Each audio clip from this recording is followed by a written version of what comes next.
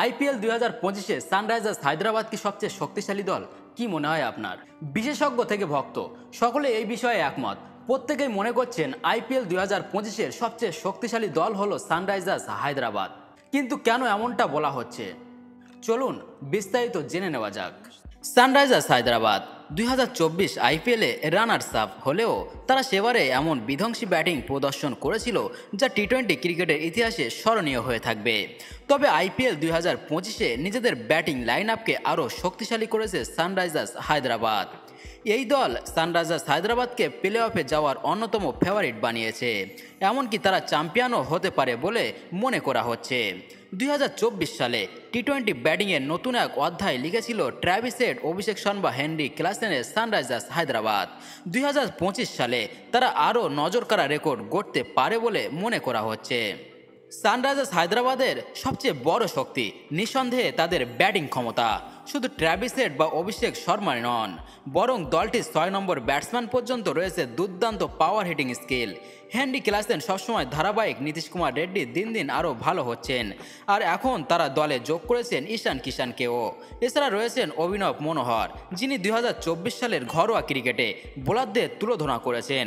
এক কথায় ছক্কা মারার দক্ষতায় এসআরএইচের ব্যাটিং লাইন আপ যেন এক দৈত্য। 2024 সালে তারা পাওয়ার প্লেতে 120 রান করেছিল, এমনকি তারা 300 রানের ইনিংসের কাছেও প্রায় পৌঁছে গিয়েছিল। এখন সানরাইজার্স হায়দ্রাবাদকে নিয়ে তার ভক্তেরা স্বপ্ন দেখছে যে এবার দল 300 পার করবে। সানরাইজার্স হায়দ্রাবাদের সবচেয়ে বড় দুর্বলতা তাদের ব্যাকআপ খেলোয়াড়দের অভাব।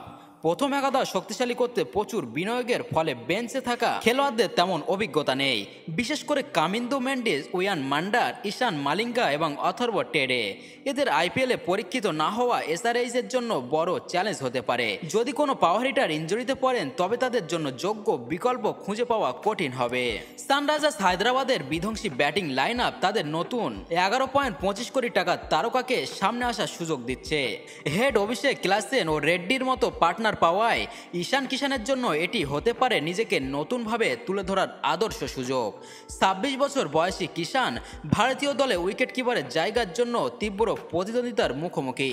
তবে সানরাইজার্স হায়দ্রাবাদের হয়ে 3 নম্বরে ব্যাট করলে তিনি নিজের ক্যারিয়ারে নতুন উচ্চতায় পৌঁছতে পারেন। সানরাইজার্স হায়দ্রাবাদ মূলত তাদের ব্যাটিং শক্তির উপর নির্ভর করবে, কিন্তু যখন ব্যাটিং ব্যর্থ হবে তখন বোলিং আক্রমণকে দায়িত্ব নিতে হবে। মোহাম্মদ শামি, প্যাট কামিন্স এবং হর্ষাল প্যাটেল উইকেট তুলতে সক্ষম, আর অ্যাডাম জাম্পা ও রাহুল চা যথেষ্ট দক্ষ। তবে সমস্যা হলো এই 5 জনেই মাঝে মাঝে বড় রান খরচ করে ফেলেন। সানরাইজার্স হায়দ্রাবাদকে নিশ্চিত করতে হবে যে তাদের দুর্দান্ত ব্যাটিং লাইন আপ যেন বোলারদের ব্যর্থতায় হারিয়ে না যায়।